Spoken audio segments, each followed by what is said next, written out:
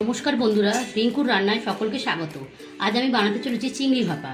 রেসিপিটি তৈরি করে যদি ভালো লাগে আমাকে কমেন্টে জানাবেন, আর যদি ভালো লাগে লাইক ও শেয়ার করে দেবেন।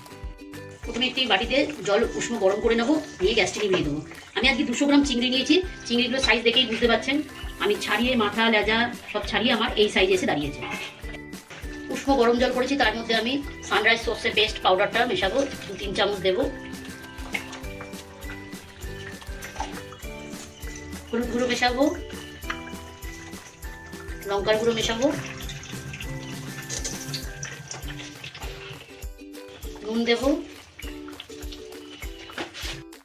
একটু চিনি অ্যাড করবো, আর ওপর থেকে সর্ষের তেল দেবো।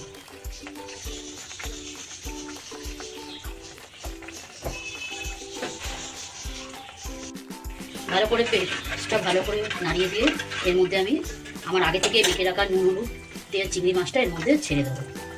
দিয়ে এটি 8 ঘন্টার মতন আমরা ভিজিয়ে রাখবো, তারপরে এটা আমরা রান্না করবো। আমরা এটা 8 ঘন্টা ম্যারিনেশন করে রেখে দিয়েছিলাম উষ্ণ গরম জলের মধ্যে।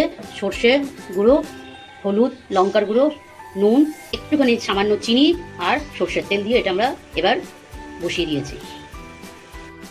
আমাদের চিংড়ি ভাপা কমপ্লিট হয়ে গেছে, ওপর থেকে তেল ছেড়ে দিয়েছে।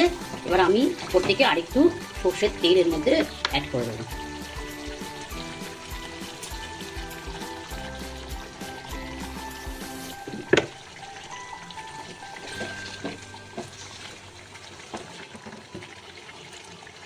এবার আমরা এতে সার্ভ করে দেবো। এটা আমাদের চিংড়ি ভাপা তৈরি।